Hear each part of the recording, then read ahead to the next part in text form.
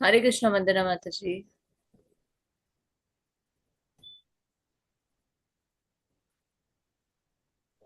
हरे कृष्णा माता जी, धन्यवाद, प्रणाम। वंदना माता जी बड़ी।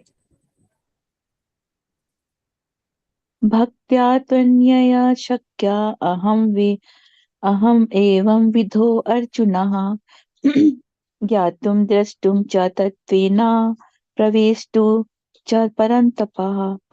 हे अर्जुन, केवल अनन्य भक्ति द्वारा मुझे उस रूप में समझा जा सकता है जिस रूप में मैं तुम्हारे समक्ष खड़ा हूँ, और इसी प्रकार मेरा साक्षात दर्शन भी किया जा सकता है। केवल इसी विधि से तुम मेरे ज्ञान के रहस्य को पा सकते हो। तात्पर्य शिला प्रभुपाद जी द्वारा, शिला प्रभुपाद जी की जय। कृष्ण को केवल अनन्य भक्ति योग द्वारा समझा जा सकता है। इस श्लोक में वे इसे स्पष्टतः कहते हैं, जिससे ऐसे अनाधिकारी टीकाकार जो भगवत गीता को केवल कल्पना के द्वारा समझना चाहते हैं, यह जान सकें कि वे समय का अपव्यय कर रहे हैं। कोई यह नहीं जान सकता कि वे किस प्रकार चतुर्भुज रूप में माता के गर्भ से उत्पन्न हुए और फिर तुरंत ही दो भुजाओं वाले रूप में बदल गए। ये बातें ना तो वेदों के अध्ययन से समझी जा सकती हैं, न दार्शनिक चिंतन द्वारा। अतः यहाँ ये स्पष्ट किया गया है कि ना तो कोई उन्हें देख सकता है, ना इन बातों का रहस्य ही समझ सकता है। किंतु जो लोग वैदिक साहित्य के अनुभवी विद्यार्थी हैं, वे अनेक प्रकार से वैदिक ग्रंथों के माध्यम से उन्हें जान सकते हैं। इसके लिए अनेक विधि विधान हैं, और इस और यदि कोई सचमुच उन्हें जानना चाहता है, तो उसे प्रमाणिक ग्रंथों में उल्लिखित विधियों का पालन करना चाहिए। वह इन नियमों के अनुसार तपस्या कर सकता है। उदाहरणार्थ, कठिन तपस्या के हेतु वह कृष्ण जन्माष्टमी को, जो कृष्ण का आविर्भाव दिवस है, तथा मास की दोनों एकादशियों का उपवास कर सकता है। जहां तक दान का संबंध है, यह बात साफ है कि उन कृष्ण भक्तों को यह दान दिया जाए जो संसार भर में कृष्ण दर्शन को या कृष्ण भावनामृत को फैलाने में लगे हुए हैं। कृष्ण भावनामृत मानवता के लिए वरदान है। रूप गोस्वामी ने भगवान चैतन्य की प्रशंसा परम दानवीर के रूप में की है, क्योंकि उन्होंने कृष्ण प्रेम का मुक्त रीति से विस्तार विस्तार किया, जिसे प्राप्त कर पाना बहुत कठिन है।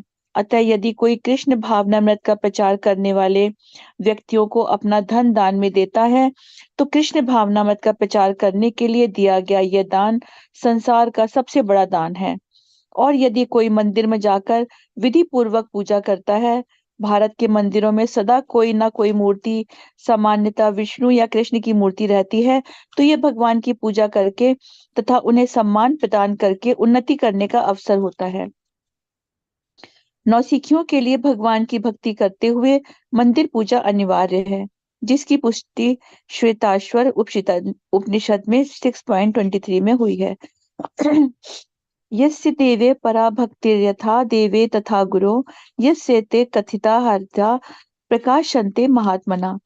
जिसमें भगवान के लिए अविचल भक्ति भाव होता है और जिसका मार्गदर्शन गुरु करता है, जिसमें भी किसी वैसी ही अविचल श्रद्धा होती है, वह भगवान का दर्शन प्रकट रूप में कर सकता है। मानसिक चिंतन मनोधर्म द्वारा कृष्ण को नहीं समझा जा सकता। जो व्यक्ति प्रामाणिक गुरु से मार्गदर्शन प्राप्त नहीं करता, उसके लिए कृष्ण को समझने का शुभारंभ कर पाना भी कठिन है।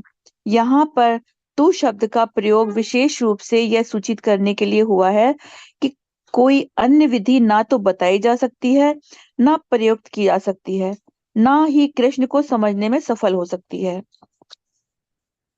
कृष्ण के चतुर्भुज तथा द्विभुज साक्षात रूप अर्जुन को दिखाए गए क्षणिक विश्व रूप से सर्वथा भिन्न है।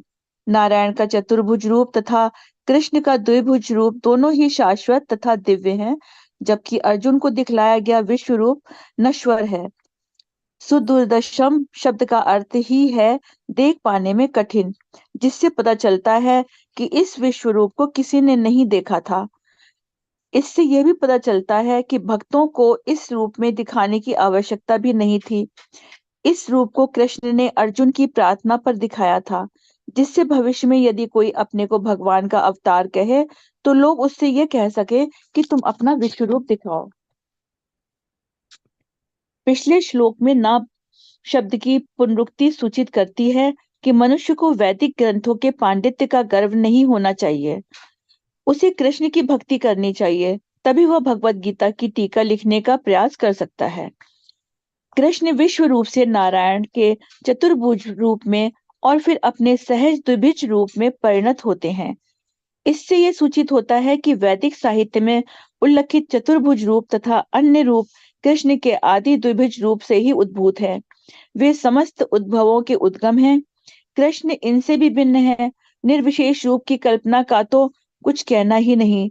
जहां तक कृष्ण के चतुर्भुजी रूपों का संबंध है, यह स्पष्ट कहा गया है कि कृष्ण का सर्वाधिक निकट चतुर्भुजी रूप जो महाविष्णु के नाम से विख्यात है और जो कारणारव में शयन करते हैं तथा जिनके श्वास तथा प्रश्वास में अनेक ब्रह्मांड निकलते एवं प्रवेश करते रहते हैं, भी भगवान का अंश है। जैसा कि ब्रह्म संहिता में 5.48 कहा गया है, यस्य कनिश्चित काल मथावलंब्य जीवंती लोम विलजा जगद्दंडा नाथा महिष्णु महान स यस्य कला विशेषो गोविंदम आदि पुरुषम तमहम भजामि। जिनके श्वास लेने से ही जिनमें अनंत ब्रह्मांड प्रवेश करते हैं तथा पुनः बाहर निकल आते हैं, वे महाविष्णु कृष्ण के अंश रूप हैं। अतः मैं गोविंद या कृष्ण की पूजा करता हूँ, जो समस्त कारणों के कारण है। अतः मनुष्य को चाहिए कि कृष्ण के साकार रूप को भगवान मानकर पूजे, क्योंकि वही सच्चिदानंद स्वरूप है। वे विष्णु के समस्त रूपों के उद्गम हैं। वे समस्त अवतारों के उद्गम हैं और आदि महापुरुष हैं, जैसा कि भगवत गीता से पुष्ट होता है। गोपाल तापनी उपनिषद में 1.1 निम्नलिखित कथन आया है। सच्चिदानंद रूपाय कृष्णाय क्लिष्टकारिणे नमो वेदांत वेदाय गुरुवे बुद्धि साक्षिणे। मैं कृष्ण को प्रणाम करता हूँ जो सच्चिदानंद स्वरूप हैं। मैं उनको नमस्कार करता हूँ क्योंकि उनको जान लेने का अर्थ है वेदों को जान लेना। अतः वे परम गुरु हैं। उसी प्रकरण में कहा गया है, कृष्णो वे परम देवतम। कृष्ण भगवान है। गोपाल तापनी उपनिषद 1.3 एको वशी सर्वगः कृष्ण इड्यः। वह कृष्ण भगवान हैं और पूज्य हैं। एको अपि संबुधा यो भवति। कृष्ण एक हैं, किंतु वे अनंत रूपों तथा अंश अवतारों के रूप में प्रकट होते हैं। गोपाल तापनी 1.21 ब्रह्म संहिता 5.1 का कथन है, ईश्वरः परम कृष्णा सच्चिदानंद विग्रह अनादिरादिर गोविंदा सर्व कारण कारणम। भगवान तो कृष्ण है जो सच्चिदानंद स्वरूप है। उनका कोई आदि नहीं है, क्योंकि वे प्रत्येक वस्तु के आदि हैं। वे समस्त कारणों के कारण हैं। अन्यत्र भी कहा गया है, यत्रावतीर्णम कृष्ण सखम परम ब्रह्म नराकृति। भगवान एक व्यक्ति हैं, उसका नाम कृष्ण है और वह कभी कभी इस पृथ्वी पर अवतरित होते हैं। इसी प्रकार श्रीमद् भागवत में भगवान के सभी प्रकार के अवतारों का वर्णन मिलता है, जिसमें कृष्ण का भी नाम है। किंतु तब यह कहा गया है कि ये कृष्ण ईश्वर के अवतार नहीं है, अपितु साक्षात भगवान है। एते चांशकला पुंसा कृष्णस्तु भगवान स्वयं। इस प्रकार भगवत गीता में भगवान कहते हैं, मतः परतरम नान्यत्। भगवान कृष्ण के रूप से और कोई रूप शेष नहीं है। अन्यत्र भी कहा गया है, अहम आदिर देवानम। मैं समस्त देवताओं का उद्गम हूँ। कृष्ण से भगवत गीता ज्ञान प्राप्त करने पर अर्जुन भी इन शब्दों में पुष्टि करता है, परम ब्रह्मम परम धाम पवित्रम परम भगवान। अब मैं भली भांति समझ गया कि आप परम सत्य भगवान हैं और प्रत्येक वस्तु के आश्रय हैं। अतः कृष्ण ने अर्जुन को जो विश्व रूप दिखलाया, वह उनका आदि रूप नहीं है। आदि रूप तो कृष्ण रूप है। हजारों हाथों तथा हजारों सिरों वाले विश्व रूप तो उन लोगों का ध्यान आकृष्ट करने के लिए दिखलाया गया, जिनका ईश्वर से तनिक भी प्रेम नहीं है। यह ईश्वर का आदि रूप नहीं है। विश्व रूप उन शुद्ध भक्तों के लिए तनिक भी आकर्षक नहीं होता, जो विभिन्न दिव्य संबंधों में भगवान से प्रेम करते हैं। भगवान अपने आदि कृष्ण रूप में ही प्रेम का आदान प्रदान करते हैं। अतः कृष्ण से घनिष्ठ मैत्री भाव से संबंधित अर्जुन को ये विश्व रूप तनिक भी रुचिकर नहीं लगा, अपितु उसे भयानक लगा। कृष्ण के चिर सखा अर्जुन के पास अवश्य ही दिव्य दृष्टि रही होगी, पर वह भी कोई सामान्य व्यक्ति न था, इसलिए यह विश्व रूप से मोहित नहीं हुआ। यह रूप उन लोगों को भले ही अलौकिक लगे जो अपने को सकाम कर्मों द्वारा ऊपर उठाना चाहते हैं, किंतु भक्ति में रत व्यक्तियों के लिए तो दो भुजा वाले कृष्ण का रूप ही अत्यंत प्रिय है। हरे कृष्णा माता जी, दंडवत प्रणाम। थैंक यू माता जी। हरे कृष्ण माता जी, दंडवत प्रणाम। Thank you so much. भगवान अर्जुन से कहते हैं, हे अर्जुन, केवल अनन्य भक्ति द्वारा ही मुझे उस रूप में समझा जा सकता है जिस रूप में मैं तुम्हारे समक्ष खड़ा हूँ, और इसी प्रकार मेरा साक्षात दर्शन भी किया जा सकता है। केवल इसी विधि से तुम मेरे ज्ञान के रहस्य को पा सकते हो। तो भगवान को कैसे जाना जा सकता है? सिर्फ भक्ति योग के द्वारा। तो इस श्लोक में वे स्पष्टता कहते हैं जिससे ऐसे अनाधिकारी जो टीकाकार हैं, जो भगवत गीता को केवल कल्पना से समझना चाहते, यह जान सके कि समय का अपव्यय कर रहे। अब मानसिक चिंतन द्वारा हम भगवान को कितना जान सकते हैं? एक लिमिटेशन है ना। पर हम शास्त्रों के माध्यम से क्या जान पाते हैं कि bhakti yoga is the easiest and the quickest way to attain the supreme personality of God. भगवान स्वयं कहते हैं कि भक्ति के द्वारा ही मुझे समझा जा सकता है, तो हम टाइम क्यों वेस्ट करें? तो प्रामाणिक ग्रंथों में जो विधियां उल्लेखित है उन्हीं का हमें पालन करना चाहिए। यज्ञ, दान और तपस्या, ये तीनों भी आवश्यक है। इससे क्या होता है? हमारे हृदय का शुद्धिकरण होता है, पर इससे हम भगवान को प्राप्त नहीं कर सकते। तो शास्त्रों में किन नियमों के बारे में बताया जाता है? कौन सी तपस्या करनी चाहिए? जन्माष्टमी का जो व्रत होता है, भगवान का आविर्भाव दिवस है, एक महीने में 2 एकादशी आती है, उस दिन को उपवास करना चाहिए, ये तपस्या है। जहां तक दान का संबंध है, दान किसे देना चाहिए? जो डायरेक्ट भगवान की सर्विस में लगे, जो कृष्ण भावनामृत को फैलाने में लगे हुए हैं। कृष्ण भावनामृत जो है मानवता के लिए वरदान है। कृष्ण भावनामृत क्या है? भगवान के साथ संबंध को जोड़ना, जिस विधि के द्वारा लोगों का उपकार किया जा सकता है कि भगवान के साथ उनका क्या संबंध है। एक्चुअल रिलेशनशिप तो यही है ना। अब मान लीजिए किसी को हम धन से सहायता करते हैं, या भोजन से सहायता करते हैं, कपड़े देकर सहायता करते हैं, तो वो नीड क्या है उसकी? कुछ समय के लिए हम पूरी कर सकते हैं, परमानेंट सॉल्यूशन तो नहीं है। परमानेंट सॉल्यूशन क्या? अगर किसी को हम भगवान के साथ जोड़ दें तो परमानेंट सॉल्यूशन है। तो कृष्ण भावनामृत में जो कार्य हो रहे हैं, चाहे वो मंदिर का निर्माण हो, पुस्तक वितरण हो, प्रसाद वितरण हो, अगर उस कार्य में हम सहायता करते हैं तो ये एक्चुअल में दान है। रूप गोस्वामी ने भगवान चैतन्य की प्रशंसा परम दानवीर के रूप में की है, क्योंकि उन्होंने क्या किया? भगवान ने मुक्त रीति से कृष्ण प्रेम को विस्तारित किया, जिसे प्राप्त करना बहुत कठिन है। अगर कोई कृष्ण भावनामृत का प्रचार करने वाले व्यक्तियों को अपना धन दान में देता है, तो ये दान क्या है? संसार का सबसे बड़ा दान है। यदि कोई मंदिर में जाकर विधि पूर्वक पूजा करता है, तो भगवान की पूजा करके उन्हें सम्मान प्रदान करके उन्नति करने का अवसर होता है। तो 9 सिखियों के लिए भगवान की भक्ति करते हुए मंदिर पूजा जो है वो अनिवार्य है, जिसमें भगवान के लिए अविचल भक्ति भाव होता है, जिसका मार्गदर्शन गुरु करता है, जिसमें भी उसकी वैसी अविचल श्रद्धा होती है, वह भगवान का दर्शन प्रकट रूप में कर सकता है। क्योंकि कृष्ण की कृपा से गुरु मिलते हैं, गुरु की कृपा से ही कृष्ण मिलते हैं। बिना गुरु के हम कृष्ण को नहीं प्राप्त कर सकते। गुरु कौन है? वायामी। तो कृष्ण के चतुर्भुज और द्विभुज साक्षात रूप अर्जुन को दिखाए गए। हमने जाना जब भगवान ने अपना विराट रूप दिखाया अर्जुन को, फिर रथ पर बैठे बैठे क्या दिखाते हैं? अपना चतुर्भुज रूप दिखाते हैं, फिर 2 हैंडेड श्याम सुंदर फॉर्म भी दिखाते हैं। तो ये क्या है? दुर्लभ, सुदुर्लभ, हम देख पाने में कठिन भी है, सुदूरदर्शनम भी है। इससे पता चलता है कि भक्तों को इस रूप को देखने की आवश्यकता नहीं है। कौन से रूप को? विश्व रूप को। भक्त से भगवान के कौन से रूप का दर्शन करना चाहते हैं? 2 हैंडेड श्याम सुंदर फॉर्म। तो कृष्ण विश्व रूप से नारायण के चतुर्भुज रूप में, फिर द्विभुज रूप में परिणत होते हैं। तो इससे क्या पता चलता है? वैदिक साहित्य में उल्लेख है चतुर्भुज रूप और अन्य रूप जो है कृष्ण के द्विभुज रूप से ही उद्भूत है। तो सब कुछ कहाँ से उद्भूत हुआ है? कृष्ण से उद्भूत हुआ है। Who is the source of everything? Krishna is the source of everything. जैसा कि ब्रह्म संहिता में ब्रह्मा जी कहते हैं, ईश्वर परम कृष्ण सच्चिदानंद विग्रह अनादिरादिर गोविंदा सर्व कारण कारण। भगवान कृष्ण ही ईश्वर है, उनका सच्चिदानंद स्वरूप है। ना तो उनका आदि है ना अंत है, वे सभी कारणों के मूल कारण। भागवतम में क्या वर्णन है? एते चांस कला पुंस कृष्ण तो भगवान स्वयं। कृष्ण अवतार नहीं है, बल्कि सभी अवतारों के उद्गम है। तो जब भगवान स्वयं आते हैं कृष्ण के रूप में, तो सभी अवतार उसमें मर्ज हो जाते हैं। अभी जो भगवान प्रकट हुए 5,000 साल, 5,500 साल पहले कृष्ण के रूप में, वो एक्चुअल में कृष्ण है, वो अवतार नहीं है। उसी प्रकार से 550 साल पहले चैतन्य महाप्रभु प्रकट हुए, वो अवतार नहीं है, वो एक्चुअल कृष्ण है।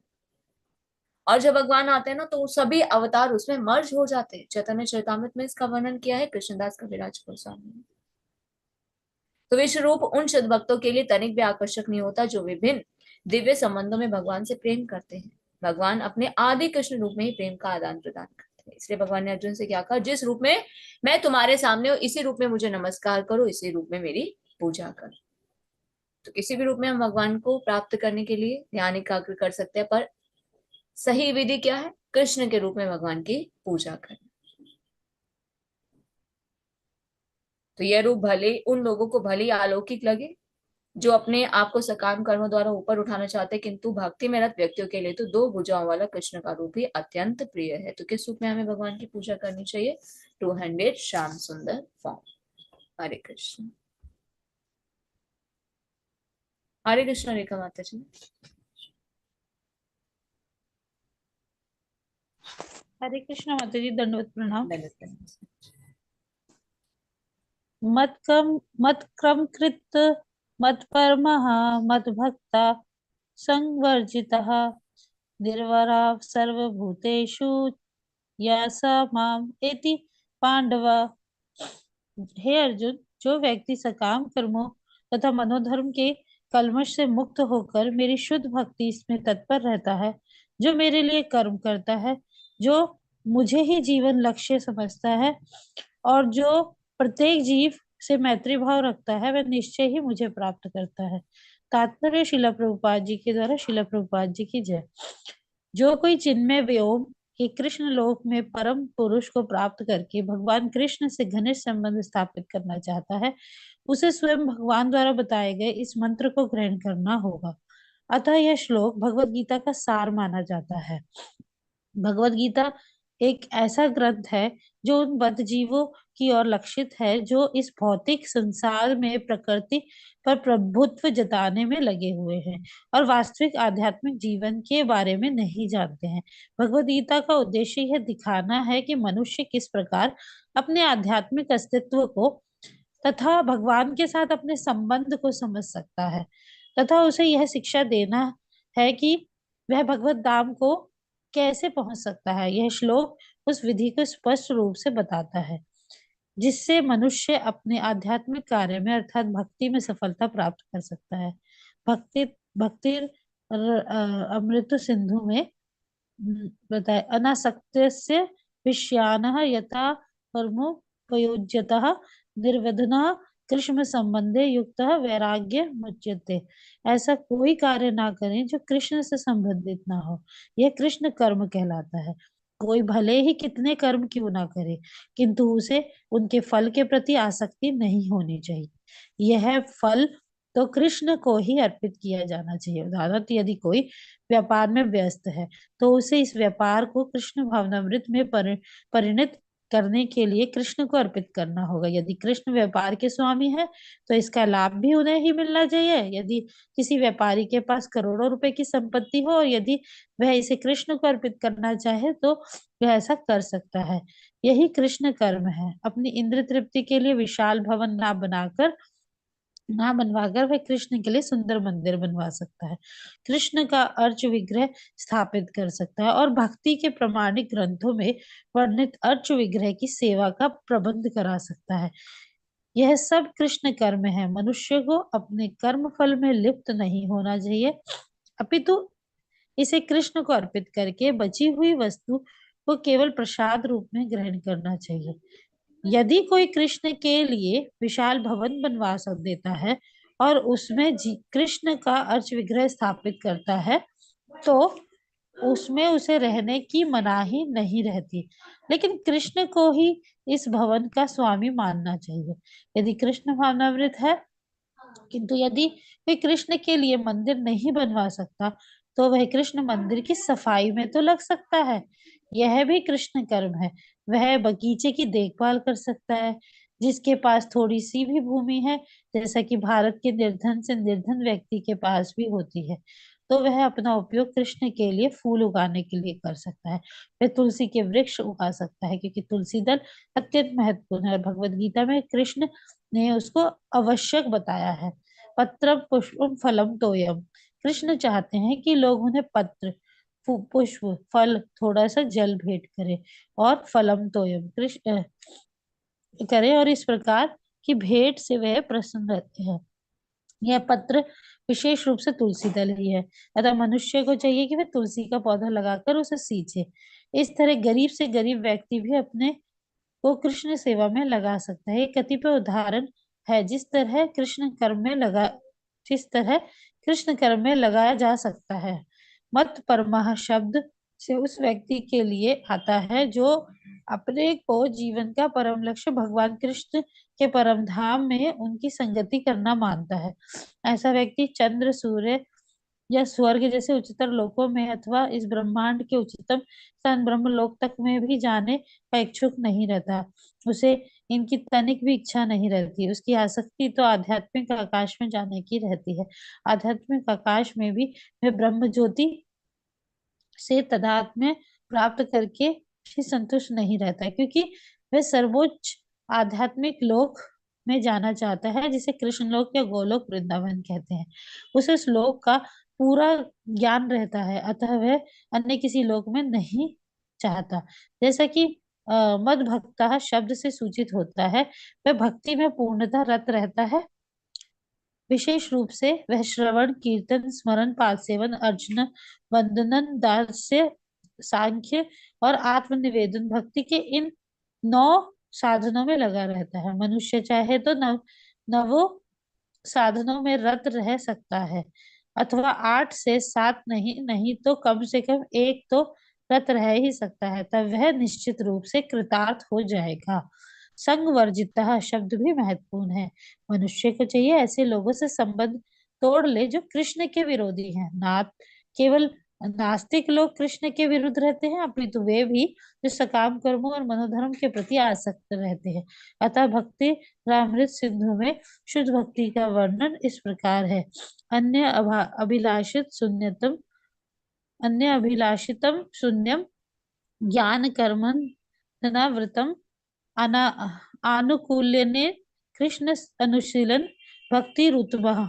इस श्लोक में श्री रूप गोस्वामी स्पष्ट कहते हैं कि यदि कोई अनन्य भक्ति करना चाहता है तो उसे समस्त प्रकार के भौतिक कलमश से मुक्त होना चाहिए। उसे ऐसे व्यक्तियों से दूर रहना चाहिए जो सकाम कर्म मनोधर्म में आसक्त है।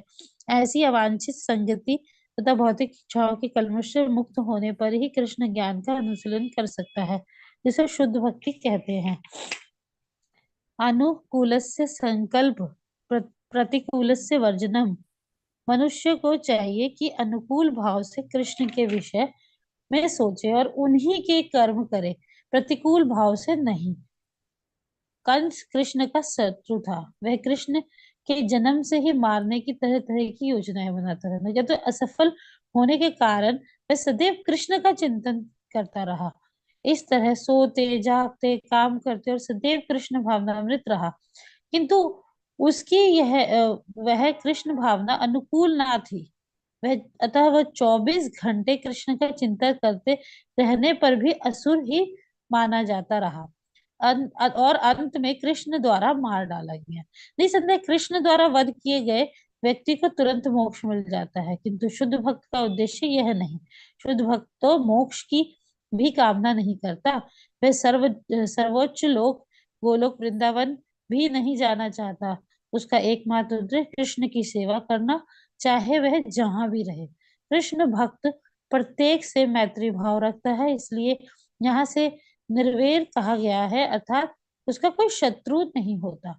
यह कैसे संभव है? कृष्ण भावनामृत में स्थित भक्त जानता है कि कृष्ण की भक्ति ही मनुष्य को जीवन की समस्त समस्याओं से छुटकारा दिला सकती है।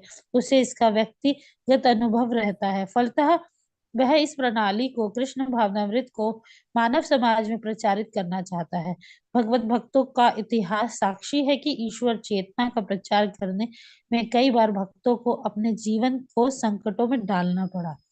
सबसे उपयुक्त उदाहरण जीसस क्राइस्ट का है। उन्हें अभक्तों ने सूली पर चढ़ा दिया, किंतु उन्होंने अपना जीवन कृष्ण भावनामृत के प्रसार में उत्सर्ग किया। निसंदेह कहना कि वे मारे गए ठीक नहीं है। इसी प्रकार भारत में भी अनेक उदाहरण हैं। यहाँ प्रहलाद महाराज, ठाकुर हरिदास, ऐसा संकट उन्होंने क्यों उठाया? क्योंकि वे कृष्ण भावनामृत का प्रसार करना चाहते थे, और यह कठिन कार्य है। कृष्ण भावना भावित व्यक्ति जानता है कि मनुष्य कृष्ण के साथ अपने संबंध को भूलने के कारण ही कष्ट भोग रहा है। अतः मानव समाज की सबसे बड़ी सेवा होगी कि अपने पड़ोसी को समस्त भौतिक समस्याओं से उबारा जाए। इस प्रकार शुद्ध भक्त भगवान की सेवा में लगा रहता है। तभी हम समझ सकते हैं कि कृष्ण उन लोगों पर कितने कृपालु हैं जो उनकी सेवा में लगे रहते हैं, उनके लिए सभी प्रकार के कष्ट सहते हैं। अतः यह निश्चित है कि ऐसे लोग इस शरीर को छोड़ने के बाद परम धाम को प्राप्त होते हैं। सारांश यह है कि कृष्ण ने अपने क्षणभंगुर विश्व रूप के साथ साथ काल रूप को जो सब कुछ भक्षण करने वाला है, और यहाँ तक कि चतुर्भुज विष्णु रूप को भी दिखलाया। इस तरह कृष्ण इन समस्त स्वरूपों के उद्गम है। ऐसा नहीं कि वह आदि विश्व रूप या विष्णु की ही अभिव्यक्ति है। ये समस्त रूपों में के उद्गम है। विष्णु तो हजारों लाखों हैं, लेकिन भक्त के लिए कृष्ण का कोई अन्य रूप उतना महत्वपूर्ण नहीं जितना कि मूल दो भुजी श्याम सुंदर रूप। ब्रह्म संहिता में भी कहा गया है कि जो प्रेम या भक्ति भाव से कृष्ण के श्याम सुंदर रूप के प्रति आसक्त है, वह सदैव उन्हें अपने हृदय में देख सकते हैं। और कृष्ण और जो कुछ भी नहीं देख सकते। अतः मनुष्य को समझ लेना चाहिए कि इस 11वें अध्याय का तात्पर्य यही है कि कृष्ण का रूप सर्वोपरि है एवं परम सार है। इस प्रकार श्रीमद् भगवत गीता के 11वें अध्याय विराट रूप का भक्ति वेदांत तात्पर्य पूर्ण हुआ। हरे कृष्ण माता जी। हरे कृष्ण माता जी। थैंक यू सो मच माता जी। थैंक यू माता जी। हे अर्जुन, जो व्यक्ति सकाम कर्मों तथा मनोधर्म के कलमश से मुक्त होकर मेरी शुद्ध भक्ति में तत्पर रहता है, जो मेरे लिए ही कर्म करता है और जो मुझे ही जीवन लक्ष्य समझता है और जो प्रत्येक जीव से मैत्री भाव रखता है, वह निश्चय ही मुझे प्राप्त करता है। तो तात्पर्य में बताया जा रहा है कि जो कोई कृष्ण लोक में परम पुरुष को प्राप्त करके भगवान के साथ घनिष्ठ संबंध को स्थापित करना चाहता है, उसको भगवान द्वारा बताए गए इस मंत्र को ग्रहण करना होगा। भगवत गीता एक ऐसा ग्रंथ है जो उन बद्ध जीवों की ओर लक्षित है जो इस भौतिक संसार में प्रकृति पर प्रभुत्व जताने में लगे हुए हैं। भगवत गीता क्या है? The manual of human life. हमें जीवन को किस प्रकार चलाना है, यह हम भगवत गीता के माध्यम से ही जान सकते हैं। तो भगवत गीता का क्या उद्देश्य है कि कैसे हम अपने आध्यात्मिक अस्तित्व को, भगवान के साथ अपने संबंध को हम समझ सकते हैं और कैसे हम भगवत धाम पहुंच सकते हैं। भगवत गीता में भगवान ने सरल शब्दों में बोला, सरेंडर अनटू मी। जो मेरे शरणागत होता है वो मेरे परम धाम को प्राप्त होता है, उसे फिर से इस भौतिक जगत में लौटकर नहीं आना पड़ता। भक्ति सिंधु में कहा गया है, अनासक्त से विषयान यथा अहम पुर उपयुज्यतः। यदि ऐसा कोई कार्य ना करे जो कृष्ण से संबंधित ना हो, यह कृष्ण कर्म कहलाता है। हर कार्य कृष्ण से संबंधित होना चाहिए, कृष्ण को सेंटर में रखकर करना चाहिए। उसे क्या कहते हैं? कृष्ण कर्म। उससे हमें कर्म का बंधन नहीं लगता। अगर मान लीजिए हम कोई बिजनेस कर रहे हैं तो हमें वो भी किसके लिए करना चाहिए? कृष्ण के लिए करना चाहिए। जो बेनिफिट मिलता है उसमें से कुछ भाग हमें भगवान की सेवा में लगाना चाहिए। तो ये कृष्ण कर्म है। अगर हम घर बनाते हैं तो ये सोचकर नहीं बनाना चाहिए कि हम इंजॉय करें, घर बनाएंगे, सुंदर मंदिर बनाएंगे, वहां पर हम भक्तों को आमंत्रित करेंगे, अर्श विग्रह की स्थापना करेंगे। तो हर एक कार्य के पीछे उद्देश्य क्या होना चाहिए? कृष्ण को प्रसन्न करना। अगर हम कृष्ण को सेंटर में रखकर कोई भी कार्य करते हैं तो उसे क्या कहते हैं? कृष्ण कर्म कहते हैं। उससे कर्म का बंधन नहीं होता। अब भगवान को हम कैसे प्रसन्न कर सकते हैं? भगवान ये नहीं चाहते कि मुझे 56 भोग लगा। ये तो अपना भाव है कि हम भगवान को किस रूप से प्रसन्न करना चाहते हैं। पत्रम पुष्पम फलम तोयम यो में भक्त्या प्रयच्छति तद अहम भक्ति उपृतम अश्नामि प्रयतात्मना। भगवान कहते हैं कि जो प्रेम पूर्वक भक्ति से मुझे पत्र, पुष्प, फल या जल अर्पित करता है, मैं उससे भी प्रसन्न होता हूँ। तो मनुष्य को क्या चाहिए कि तुलसी का पौधा घर में लगाकर उसे सींचे। तो गरीब से गरीब भी कर सकता है, वो भी कृष्ण की सेवा कर सकता है। तो ये भी क्या है? कृष्ण कर्म के। मत परम शब्द उस व्यक्ति के लिए आता है जो अपने जीवन का परम लक्ष्य भगवान कृष्ण के परम धाम में उनकी संगति करके मानता है। ऐसा व्यक्ति उच्च लोक में नहीं जाना चाहता, उसकी तो अनेक भी इच्छा नहीं होती कि मैं उच्च लोक में जाऊं, मैं स्वर्ग में जाऊं, वहां एंजॉयमेंट करूं। एक भक्त के जीवन का उद्देश्य क्या है? भक्ति करना। भक्ति का अर्थ क्या है? भगवान के साथ प्रेम संबंध को स्थापित करना, भगवान की सेवा करना। तो भक्त कभी भी मुक्ति कामी नहीं होते, भक्त भक्ति कामी होते, कि हमारे जीवन का उद्देश्य भगवान के साथ भगवान की सेवा करना। तो इसलिए वो भक्ति में पूर्णतः रत रहता है। तो मत भक्त का क्या अर्थ है? कि भक्ति में पूर्णतः रत रहना। भक्ति में हम रत कैसे रह सकते हैं? प्रहलाद महाराज ने श्रद्धा भक्ति के बारे में बताया। श्रवणम कीर्तनम विष्णु स्मरणम पाद सेवनम अर्चनम वंदनम दास्यम साख्यम आत्मनिवेदन। नवदा भक्ति में से किसी भी एक अंग के द्वारा हम भगवान को प्रसन्न कर सकते हैं। संग वर्जिता शब्द भी महत्वपूर्ण है। मनुष्य को चाहिए कि ऐसे लोगों से संबंध तोड़ ले जो कृष्ण के विरोधी हैं। तो हमें किसके साथ संग करना चाहिए? असत संग त्याग। चैतन्य महाप्रभु की भी शिक्षा है कि हमें असत संग को त्याग करना चाहिए।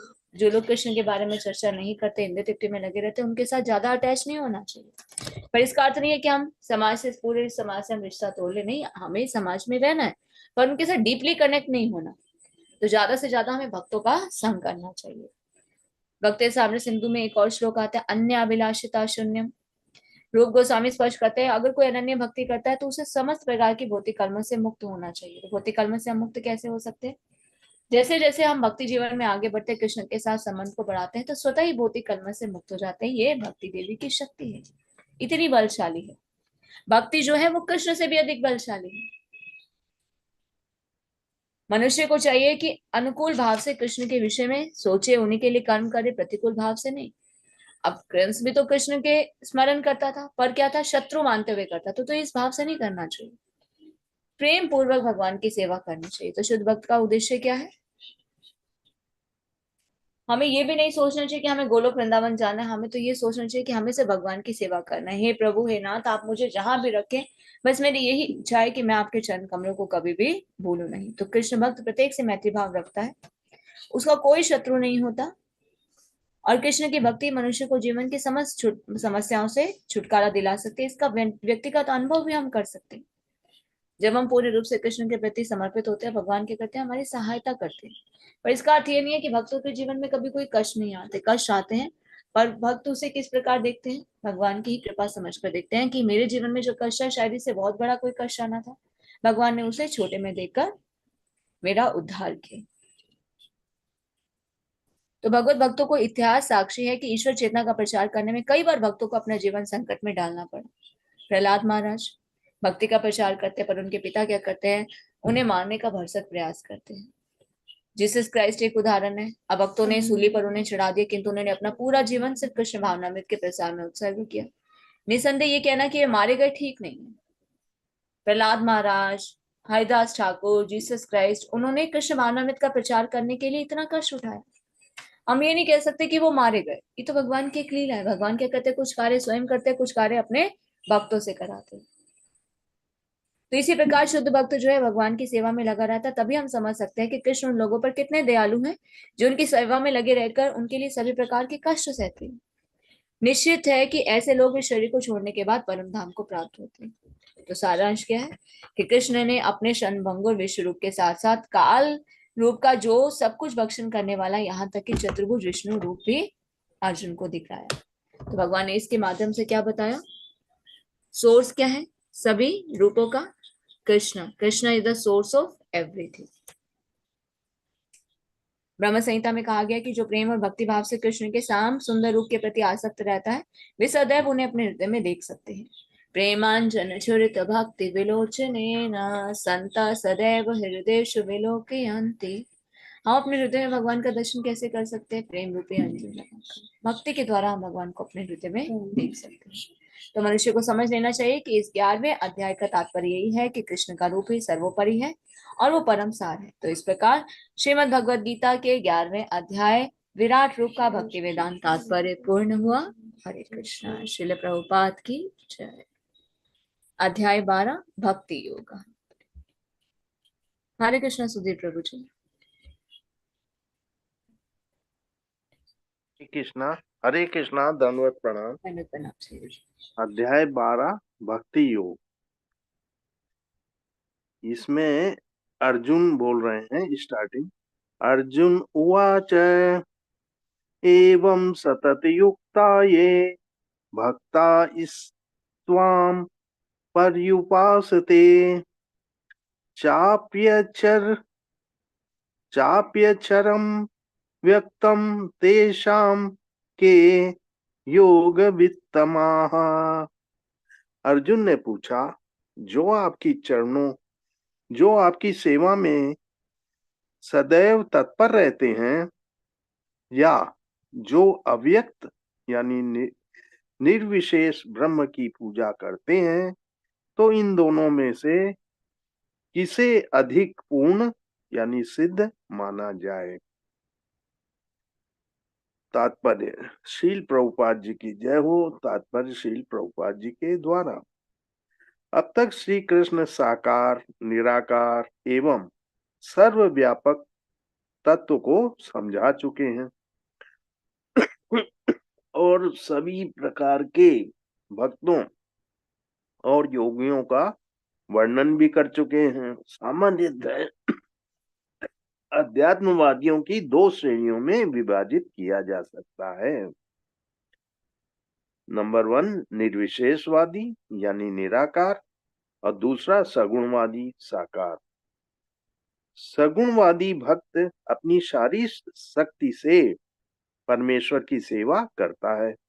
निर्विशेषवादी भी श्री कृष्ण की सेवा करता है, किंतु प्रत्यक्ष रूप से न करके वह अप्रत्यक्ष निर्विशेष ब्रह्म का ध्यान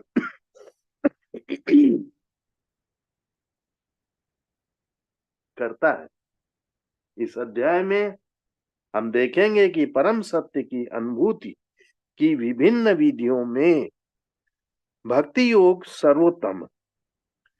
यदि कोई श्री भगवान का सानिध्य चाहता है तो उसे भक्ति करनी चाहिए।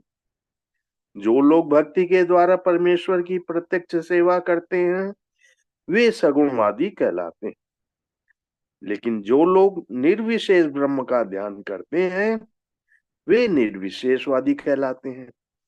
यहाँ पर अर्जुन पूछता है कि इन दोनों में से कौन श्रेष्ठ है।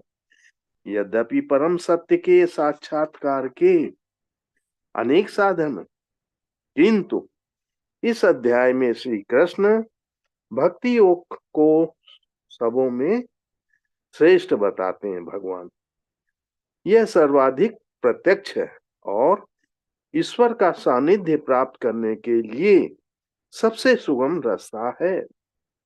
भगवत गीता के 2य अध्याय में श्री भगवान ने बताया है कि जीव भौतिक शरीर नहीं है, वह आध्यात्मिक स्फुलिंग है और परम सत्य परम पूर्ण है। 7वें अध्याय में उन्होंने जीव को परम पूर्ण का अंश बताते हुए पूर्ण पर ही ध्यान लगाने की सलाह दी है। पुनः 8वें अध्याय में कहा गया है कि जो मनुष्य भौतिक शरीर का त्याग करते समय श्री कृष्ण का ध्यान करता है वह श्री कृष्ण के धाम को तुरंत चला जा। यही नहीं, 6वें अध्याय के अंत में भी श्री भगवान स्पष्ट कहते हैं कि योगियों में से जो भी अपने अंतःकरण में निरंतर श्री कृष्ण का ध्यान करता है वही परम सिद्ध माना जाता है। इस प्रकार प्राय प्रत्येक अध्याय का यही निष्कर्ष है कि मनुष्य को श्री कृष्ण के सगुण रूप के प्रति अनुरक्त होना चाहिए, क्योंकि वही चरम आत्म साक्षात्कार है। इतने पर भी ऐसे लोग हैं जो श्री कृष्ण के साकार रूप के प्रति अनुरक्त नहीं होते, वे दृढ़ता पूर्वक विलग रहते हैं। यहाँ तक कि भगवद गीता की टीका करते समय भी वे अन्य लोगों को श्री कृष्ण से हटाना चाहते हैं और सारी भक्ति निर्विशेष ब्रह्म ज्योति की ओर मोड़ते हैं। वे परम सत्य के उस निराकार रूप का ही ध्यान करना श्रेष्ठ मानते हैं जो इंद्रियों की पहुंच के परे और अप्रकट है। इस प्रकार सचमुच में अध्यात्मवादियों की दो श्रेणियां। अब अर्जुन यह निश्चित कर लेना चाहता है कि कौन सी विधि सुगम है और इन दोनों में श्रेणियों में से कौन पूर्ण है। दूसरे शब्दों में वह अपनी स्थिति को स्पष्ट कर लेना चाहता है, क्योंकि वह श्री कृष्ण के सगुण रूप के प्रति अनुरक्त है। वह निराकार ब्रह्म के प्रति आसक्त नहीं है। वह जान लेना चाहता है कि उसकी स्थिति सुरक्षित तो है। निराकार स्वरूप चाहे इस लोक में हो, चाहे श्री भगवान के परम लोक में हो, ध्यान के लिए समस्या बना रहता है। वास्तव में कोई भी परम सत्य के निराकार रूप का ठीक से चिंतन नहीं कर सकता। अतः भगवान कहना चाहता है कि ऐसे में से समय गंवाने से अतः अर्जुन कहना चाहता है कि इस तरह से समय गंवाने से क्या लाभ। अर्जुन को 11वें अध्याय में अनुभव हो चुका है कि श्री कृष्ण साकार रूप के प्रति आसक्त होना श्रेष्ठ है, क्योंकि इस तरह वह एक ही समय में अन्य सारे रूपों को समझ सकता है और श्री कृष्ण के प्रति उनके प्रेम में किसी प्रकार का व्यवधान नहीं पड़ता। अतः अर्जुन द्वारा श्री कृष्ण से इस महत्वपूर्ण प्रश्न के पूछे जाने से परम सत्य के निराकार और साकार स्वरूपों का अंतर स्पष्ट हो जाएगा। हरे कृष्ण। हरे कृष्ण माता जी। हरे कृष्ण प्रभु जी, थैंक यू सो मच प्रभु जी। अध्याय 12 भक्ति योग। अर्जुन ने पूछा, जो आपकी सेवा में सदैव तत्पर रहते हैं, जो अव्यक्त निर्विशेष ब्रह्म की पूजा करते हैं, इन दोनों में से किसे अधिक पूर्ण या सिद्ध माना जाए। अब तक कृष्ण साकार निराकार सर्वव्यापक को समझ चुके और सभी प्रकार के भक्तों और योगियों का भी वर्णन कर चुके। तो यहाँ पर अध्यात्मवादियों को दो श्रेणियों में विभाजित किया जाता है। अध्यात्मवादी अर्थात अध्यात्म के द्वारा भगवान के साथ जो संबंध को जोड़ते हैं। तो दो कैटेगरीज कौन सी है, एक है निर्विशेषवादी, एक है सगुणवादी। सगुणवादी मतलब जो डायरेक्ट भगवान की सेवा करते हैं, अपनी सारी शक्ति से भगवान की सेवा करते हैं। निर्विशेषवादी भी भगवान की सेवा करते हैं, पर डायरेक्ट रूप से नहीं करते, इनडायरेक्ट रूप से करते हैं। तो इस अध्याय में हम देखेंगे कि परम सत्य की अनुभूति की विभिन्न विधियों में भक्ति योग जो है सर्वश्रेष्ठ है। तो अर्जुन ने पूछा, कौन सा बेटर है, निर्विशेष ब्रह्म के द्वारा या सगुणवादी। तो जो लोग भक्ति के द्वारा परमेश्वर की सेवा करते हैं उन्हें क्या कहते हैं, सगुणवादी। और जो लोग निर्विशेष ब्रह्म का ध्यान करते हैं उन्हें क्या कहते हैं, निर्विशेषवादी। तो अर्जुन पूछे, दोनों में से कौन बेस्ट है। तो भगवान के कहते हैं भक्ति योग जो है सबसे श्रेष्ठ है, क्योंकि सगुणवादी क्या कहते हैं, डायरेक्ट सर्विस करते हैं, इसका मतलब भक्ति करते हैं, तो वो सब में श्रेष्ठ है। इतने पर भी जो लोग कृष्ण के साकार रूप के प्रति अनुरूप नहीं होते, वे दृढ़ता पूर्वक विलग रहते हैं। भगवद गीता की टीका करते हुए भी वे अन्य लोगों को कृष्ण से हटाना चाहते हैं। क्यों, क्योंकि वो अपनी पूरी शक्ति किस में लगाते हैं, निर्विशेष ब्रह्म ज्योति की ओर मोड़ते हैं। हम देखते हैं ना, ब्रह्म कुमारी वाले क्या करते हैं, अपना पूरा ध्यान किस में लगाते हैं, भगवान एक ज्योति के रूप में, उसी रूप में निराकार रूप का ध्यान करना श्रेष्ठ मानते हैं, जो इंद्रियों की पहुंच के परे और अप्रकट है। अरे भगवद गीता में तो भगवान स्पष्ट रूप से कहते हैं, ज्योति, ब्रह्म ज्योति, एफोल्जन, ये कहाँ से आया, प्रकाश कहाँ से आ रहा है, भगवान के शरीर से आ रहा है। तो प्रकाश पर क्यों ध्यान केंद्रित करें। भगवद गीता में भगवान बताते हैं ना, ये निर्विशेष ब्रह्म क्या है, ये ब्रह्म ज्योति क्या है, मेरे ही शरीर से निकलने वाला तेज। जो लोग गोलोक वृंदावन से बाहर निकलते हैं, क्योंकि गोलोक वृंदावन में ना तो सूर्य का प्रकाश है, ना अग्नि है, ना चंद्रमा है, तो वहां प्रकाश कैसे, भगवान के शरीर से इतना तेज निकलता है कि पूरा का पूरा गोलोक वृंदावन प्रकाशमान हो जाता है। और वही तेज जो बाहर निकलता है ब्रह्मांड में, तो एक ज्योति का रूप धारण करता है, तो वो भी क्या है, भगवान का ही तो फलजन है। पर निर्विशेष ब्रह्म वाले क्या करते हैं, ज्योति के रूप में भगवान की पूजा करते हैं। भगवान निराकार हैं, तो क्या कर रहे हैं, टाइम को वेस्ट कर रहे हैं। तो इस तरह से सचमुच में अध्यात्मवादियों की दो श्रेणियां अब अर्जुन निश्चित करना चाहते हैं, कौन सी विधि सुगम है, इन दोनों श्रेणियों में से कौन से सर्वाधिक पूर्ण है। तो अपनी स्थिति को स्पष्ट कर लेना चाहते हैं। तो निराकार ब्रह्म के प्रति आसक्त नहीं है, वो जान लेना चाहिए कि उसकी स्थिति सुरक्षित तो है, लेकिन निराकार स्वरूप चाहे वो इस लोक में हो या भगवान के परलोक में परमलोक में हो, ध्यान के लिए समस्या बना रहता है। अब किसी का कोई आकार नहीं है, एक ज्योति पर ध्यान केंद्रित करना कितना मुश्किल है। और अगर भगवान के सुंदर रूप पर ध्यान केंद्रित करना चाहे, भगवान के चरण कमलों से अगर भगवान का हम दर्शन करते हैं, तो कितना एक हमारे पास वो एक इमेज है ना ध्यान केंद्रित करने के लिए। ज्योति पर आप कितना ध्यान केंद्रित कर सकते हैं।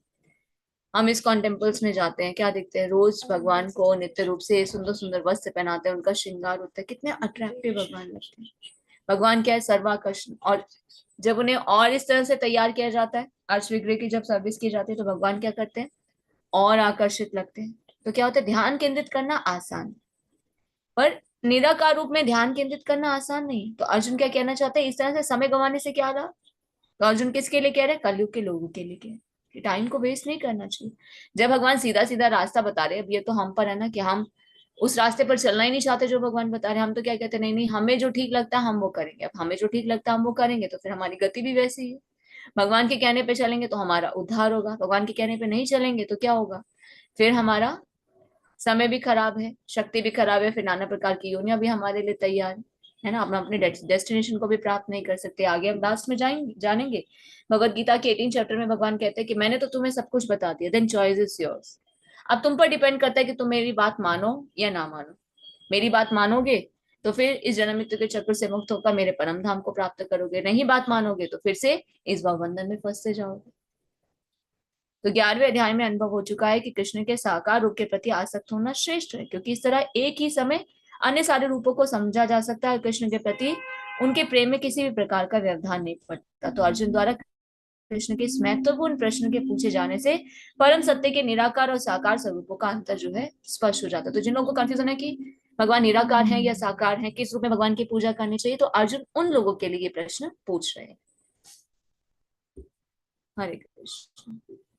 नेक्स्ट सत्येंद्र प्रभु जी पढ़िए। हरे कृष्णा माता जी, हरे कृष्णा प्रभु जी, श्री प्रभुपाद जी की जय। मध्यावेश्य मनो ये माम नित्य युक्ता उपासते श्रद्धया पर्योपेस्तास्ते में युक्ततमा मतः। श्री भगवान ने कहा, जो लोग अपने मन को मेरे साकार रूप में एकाग्र करते हैं और अत्यंत श्रद्धा पूर्वक मेरी पूजा करने में सदैव लगे रहते हैं, वे मेरे द्वारा परम सिद्ध माने जाते हैं। तात्पर्य श्री प्रभुपाद जी द्वारा, श्री प्रभुपाद जी की जय। अर्जुन के प्रश्न का उत्तर देते हुए कृष्ण स्पष्ट कहते हैं कि जो व्यक्ति उनके साकार रूप में अपने मन को एकाग्र करता है और जो अत्यंत श्रद्धा तथा निष्ठा पूर्वक उनको पूजता है, उसे योग में परम सिद्ध मानना चाहिए। जो इस प्रकार कृष्णा भावना भावित होता है, उसके लिए कोई भी भौतिक कार्यकलाप नहीं रह जाते, क्योंकि हर कार्य कृष्ण के लिए किया जाता है। शुद्ध भक्त निरंतर कार्यरत रहता है, कभी कीर्तन करता है, कभी श्रवण करता है, या कृष्ण विषय कोई पुस्तक पढ़ता है, या कभी कभी प्रसाद तैयार करता है, या बाजार से कृष्ण के लिए कुछ मोल लाता है, या कभी मंदिर झाड़ता बुहारता है, तो कभी बर्तन धोता है। वह जो भी कुछ करता है, कृष्ण संबंधी कार्यों के अतिरिक्त अन्य किसी कार्य में एक क्षण भी नहीं गंवाता। ऐसा कार्य पूर्ण समाधि कहलाता है। हरे कृष्णा माता जी।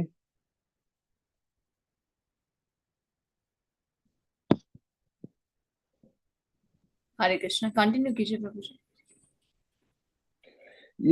ये तु अक्षरम अनिर्देशम अव्यक्तम पर्युष्पास्ते सर्वत्रगम अचित्यम च कूटस्थम अचलम ध्रुवम सनिशम इंद्रियम ग्रामम सर्वत्र संबुद्धाय ते पार्पुवंती माम एवं सर्वभूत हिते रता। लेकिन जो लोग अपनी इंद्रियों को वश में करके तथा सबों के प्रति संभाव रखकर परम सत्य की निराकार कल्पना के अंतर्गत उस अव्यक्त की पूरी तरह से पूजा करते हैं, जो इंद्रियों की अनुभूति से परे है, सर्वव्यापी है, अकल्पनीय है, अपरिवर्तनीय है, अचल तथा ध्रुव है, वे समस्त लोगों के कल्याण में संलग्न रहकर अंततः मुझे प्राप्त करते हैं। तात्पर्य श्री प्रभुपाद जी द्वारा श्री प्रभुपाद जी की जय। जो लोग भगवान कृष्ण की प्रत्यक्ष पूजा न करके अप्रत्यक्ष विधि से उसी उद्देश्य को प्राप्त करने का प्रयत्न करते हैं, वे भी अंततः श्री कृष्ण को प्राप्त होते हैं। अनेक जन्मों के बाद बुद्धिमान व्यक्ति वासुदेव को ही सब कुछ जानते हुए मेरी शरण में आता है। जब मनुष्य को अनेक जन्मों के बाद पूर्ण ज्ञान होता है तो वह कृष्ण की शरण ग्रहण करता है। यदि कोई इस श्लोक में बताई गई विधि में से भगवान के पास पहुंचता है तो उससे इंद्रियां निग्रह करना होता है, प्रत्येक प्राणी की सेवा करनी होती है और समस्त जीवों के कल्याण कार्य में रत होना होता है। इसका अर्थ यह हुआ कि मनुष्य को भगवान कृष्ण के पास पहुंचना ही होता है, अन्यथा पूर्ण साक्षात नहीं हो पाता। पर्याय भगवान की शरण में जाने से पूर्व पर्याप्त तपस्या करनी होती है। आत्मा के भीतर परमात्मा का दर्शन करने के लिए मनुष्य को देखना, सुनना, स्वाद लेना। आत्मा के भीतर परमात्मा का दर्शन करने के लिए मनुष्य को देखना, सुनना, स्वाद लेना, कार्य करना आदि इंद्रियों कार्यों को बंद करना होता है। तभी वह यह जान पाता है कि परमात्मा सर्वत्र विद्वान है। ऐसी अनुभूति होने पर वह किसी जीव से ईर्ष्या नहीं करता। उसे मनुष्य तथा पशु में कोई अंतर नहीं दिखता, क्योंकि वह केवल आत्मा का दर्शन करता है, बाह्य आवरण का नहीं। लेकिन सामान्य व्यक्ति के लिए निरंकार अनुभूति की यह विधि अत्यंत कठिन सिद्ध होती है। केशव केशः अधिकतरः तेषाम् अव्यक्त आसक्ता चेतसाम् अव्यक्ता ही गतः दुखम देह बुद्धिया अवचते। जिन लोगों के मन परमेश्वर के अव्यक्त निराकार स्वरूप के प्रति आसक्त है, उनके लिए प्रगति कर पाना अत्यंत कष्टप्रद है। देहधारियों के लिए उस क्षेत्र में प्रगति करना सदैव दुष्कर होता है। तात्पर्य श्री प्रभुपाद जी द्वारा श्री प्रभुपाद जी की जय।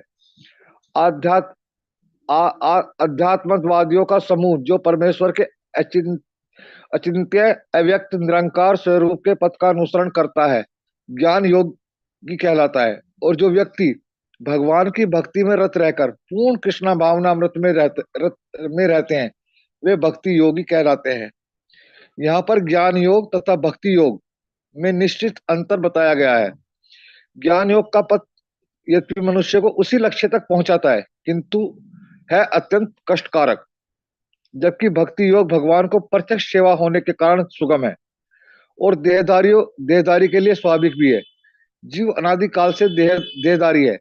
सैद्धांतिक रूप से उसके लिए यह समझ पाना अत्यंत कठिन है कि वह शरीर नहीं है। अतएव भक्ति योगी कृष्ण के विग्रह को पूज्य मानता है, क्योंकि वह उनके मन में कोई न कोई शारीरिक बोध रहता है जिसे इस रूप में प्रयुक्त किया जा सकता है। निसंदेह मंदिर में परमेश्वर के स्वरूप की पूजा मूर्ति पूजा नहीं है। निसंदेह मंदिर में परमेश्वर के स्वरूप की पूजा मूर्ति पूजा नहीं है। वैदिक साहित्य में साक्ष्य मिलता है कि पूजा सगुण तथा निर्गुण हो सकती है। मंदिर में विग्रह पूजा सगुण पूजा है, क्योंकि भगवान को भौतिक गुणों के द्वारा प्रदर्शित किया जाता है। लेकिन भगवान के स्वरूप को चाहे पत्थर, लकड़ी या तैलचित जैसे भौतिक गुणों द्वारा क्यों न अभिव्यक्त किया जाए, वह वास्तव में भौतिक नहीं होता। परमेश्वर की यही परम प्रकृति है। यहाँ पर एक मोटा उदाहरण दिया जा सकता है। सड़कों के किनारे पत्र पेटियां होती हैं, जिनमें यदि हम पत्र डाल दें तो वे बिना किसी कठिनाई के अपने गंतव्य स्थान पर पहुंच जाते हैं। लेकिन यदि कोई ऐसी पुरानी पेटिका या उसकी अनुकृति कहीं दिखे जो डाकघर द्वारा स्वीकृत न हो, तो उसमें वही कार्य नहीं हो सकेगा। इसी प्रकार ईश्वर ने विग्रह रूप में जिसे अर्चा विग्रह कहते हैं, अपना प्रमाणिक यानी कि वैध स्वरूप बना रखा है। यह अर्चा विग्रह परमेश्वर का अवतार होता है, इसलिए इसी स्वरूप के माध्यम से सेवा स्वीकार करते हैं। ईश्वर इसी स्वरूप के माध्यम से सेवा स्वीकार करते हैं। भगवान सर्वशक्तिमान है, अतएव वे अर्चा विग्रह रूपी अपने अवतार से भक्त की सेवाएं स्वीकार कर सकते हैं, जिससे बद जीवन वाले मनुष्य को सुविधा हो, जिससे बद्ध जीवन वाले मनुष्य को सुविधा हो। इस प्रकार भक्त को भगवान के पास सीधे और तुरंत ही पहुंचने में कोई कठिनाई नहीं होती। लेकिन जो लोग आध्यात्मिक साक्षात के लिए निरंकार विधि का अनुसरण करते हैं, उनके लिए यह मार्ग कठिन है। उन्हें उपनिषदों जैसे वैदिक साहित्य के माध्यम से अव्यक्त स्वरूप को समझना होता है। उन्हें भाषा सीखनी होती है, इंद्रियातीत अनुभूतियों को समझना होता है और इन समस्त विधियों का ध्यान रखना होता है। यह सब एक सामान्य व्यक्ति के लिए सुगम नहीं होता। कृष्णा भावनामृत में भक्तिरत मनुष्य मात्र गुरु के पथ प्रदर्शन द्वारा कृष्णा भावना अमृत में भक्तिरत मनुष्य मात्र गुरु के परम पथ प्रदर्शन द्वारा मात्र अर्चा विग्रह के नियमित नमस्कार द्वारा, मात्र भगवान की महिमा के श्रवण द्वारा तथा मात्र भगवान पर चढ़ाए गए उचित भोजन को खाने से भगवान को सरलता से समझ लेता है। इसमें तनिक भी संदेह नहीं कि निर्विशेषवादी व्यर्थ ही कष्टकारक पथ को ग्रहण करते हैं, जिसमें अंततः परम सत्य का साक्षात संदिग्ध बना रहता है। किंतु सगुणवादी बिना किसी संकट, कष्ट या कठिनाई के भगवान के पास सीधे पहुंच जाते हैं।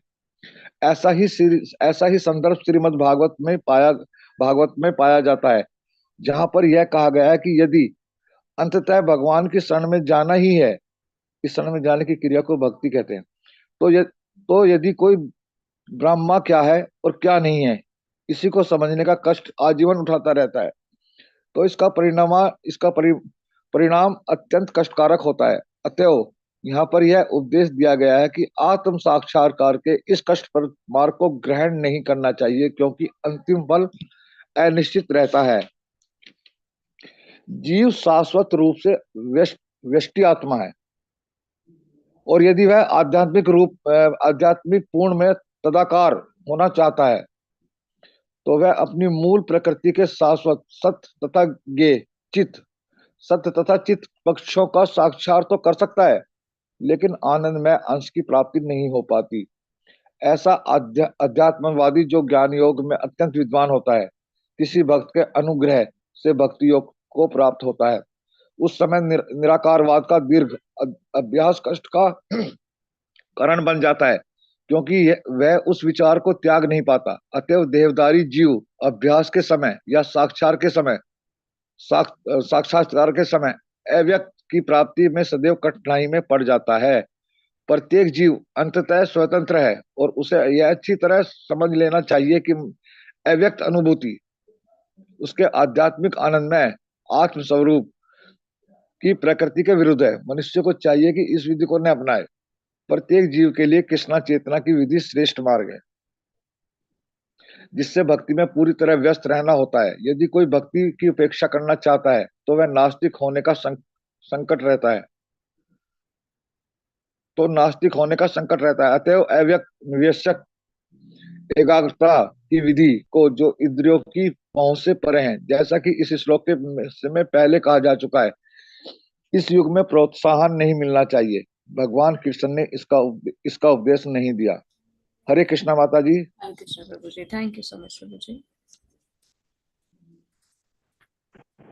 देखिए, जो लोग को निराकार निर्विशेष ब्रह्म के बारे में थोड़ा सा कंफ्यूजन होता है, वो भगवान के श्रीमुख से इस कंफ्यूजन को दूर कर सकते हैं। तो भगवान क्या कह रहे हैं, अर्जुन ने जैसे प्रश्न पूछा, अर्जुन ने पहले क्वेश्चन में क्या प्रश्न पूछा था, पहले श्लोक में, जो अव्यक्त निर्विशेष ब्रह्म की पूजा करते हैं या जो सदैव आपकी सेवा में लगे रहते हैं, दोनों में से कौन से अधिक सिद्ध पुरुष हैं, किन्हें सिद्ध मानना चाहिए, कौन सा बेस्ट है? तो भगवान क्या कह रहे हैं, जो लोग अपने मन को मेरे साकार रूप में एकाग्र करते हैं। तो भगवान क्या बता रहे हैं, मैं निराकार नहीं हूँ, मेरा साकार रूप है। कुछ लोग कहते हैं ना, अरे भगवान तो निराकार है। भगवान बोले नहीं, मेरा साकार रूप है, इसी रूप में मेरी पूजा करो। तो जो लोग अपने मन को मेरे साकार रूप में एकाग्र करते हैं, अत्यंत श्रद्धा पूर्वक मेरी पूजा करने में लगे रहते हैं, वे मेरे द्वारा परम सिद्ध माने जाते हैं। तो अर्जुन के प्रश्न का उत्तर देते हुए कृष्ण क्या स्पष्ट कर रहे हैं कि जो व्यक्ति उनके साकार रूप में अपने मन को एकाग्र करता है, श्रद्धा निष्ठा पूर्वक उनकी पूजा करता है, वो परम सिद्ध है। क्योंकि जो कृष्ण भावना भावित होता है, उसके लिए कोई भौतिक कार्यकलाप नहीं रह जाते। वो हर कार्य किसके लिए करता है? कृष्ण के लिए। अब भक्तों के जीवन का क्या कर्तव्य है? श्रवण कीर्तन, पुस्तक वितरण, प्रसाद तैयार करना, बाजार से कृष्ण के लिए कुछ वस्तु लाना, मंदिर की सफाई करना, कभी बर्तन धोना, जो भी कार्य करता है वो हर कार्य क्या होता है, कृष्ण के लिए होता है, वो एक क्षण भी नहीं कमाता। तो ऐसा कार्य क्या पूर्ण समाधि कहलाता है। लेकिन जो लोग अपनी इंद्रियों को वश में करके सबों के प्रति संभाव रखकर परम सत्य की निराकार कल्पना के अंतर्गत उस अव्यक्ति की पूरी तरह से पूजा करते हैं, जो इंद्रियों की अनुभूति के परे है, सर्वव्यापी है, अकल्पनीय है, अपरिवर्तनीय है, अचल तथा ध्रुव है, वे समस्त लोगों के कल्याण में संलग्न रहकर अंततः मुझे प्राप्त करते हैं। अंततः मतलब अंत में। भगवान ये नहीं कह रहे कि डायरेक्ट रूप से वो मुझे प्राप्त करते हैं। अगर कोई निर्विशेष ब्रह्म की पूजा करे वो भी भगवान को प्राप्त करेगा। अंततः का क्या मतलब है, कभी ना कभी,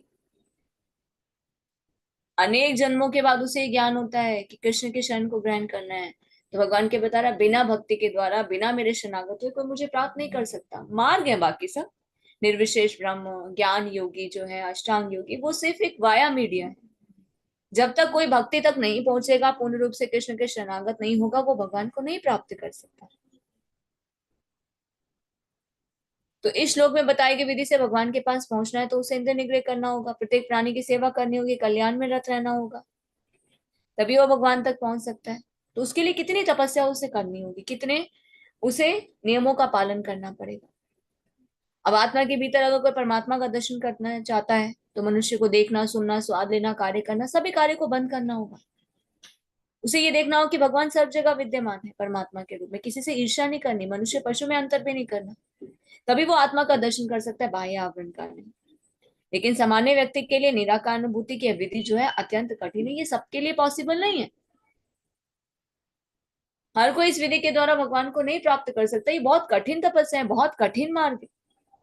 अगले श्लोक में भगवान क्लियर करते हुए बताते हैं कि जिन लोगों के मन परमेश्वर के अव्यक्त निराकार रूप के प्रति आसक्त है, उनके लिए प्रगति कर पाना अत्यंत कष्टप्रद है। वो इजी वे नहीं है। इजी वे भगवान क्या बता रहे हैं, भक्ति yoga is the easiest and the quickest वे। पर निराकार ब्रह्म परमेश्वर के रूप में मुझे प्राप्त करने के लिए जो वो वाया मीडिया यूज करते हैं, वो सब क्या है, कष्टप्रद है। देहधारियों के लिए उस क्षेत्र में प्रगति कर पाना अत्यंत दुष्कर होता है।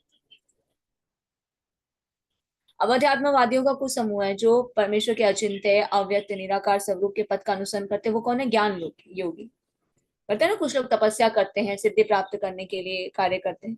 तो जो व्यक्ति भगवान की भक्ति में रहकर पुण्य तक कृष्ण भावना भावित होते हैं, वो क्या कहलाते हैं, भक्ति योगी।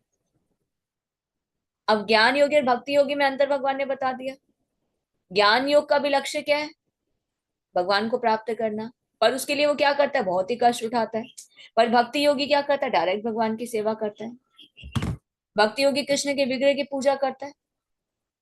अब विग्रह पूजा क्या, भगवान अपने आप को, ये विग्रह है, पत्थर के रूप में हो, लकड़ी के रूप में हो, चित्र के रूप में, ये भौतिक नहीं है, ये दिव्य है, ये सगुण पूजा है शास्त्रों के अनुसार। तो यहाँ भगवान एक एग्जाम्पल देते हुए कहते हैं, एनालॉजी देते हैं कि सड़क के किनारे पत्र पेटियां होती है जिनमें से हम अपने पत्र डालते हैं। पहले क्या होता था, पहले जब इतना टेक्नोलॉजी वास्ट नहीं थी, ईमेल्स नहीं थे, तो पहले क्या होता था, पत्र, लेटर्स भेजे जाते थे, है ना। हम जब छोटे होते तो पेरेंट्स क्या बोलते थे, चिट्ठी लिखते थे, ऊपर एड्रेस लिखते थे, जाओ इसे लेटर बॉक्स में डाल कर आओ। रेड कलर की पेटी होती थी सड़क के किनारे।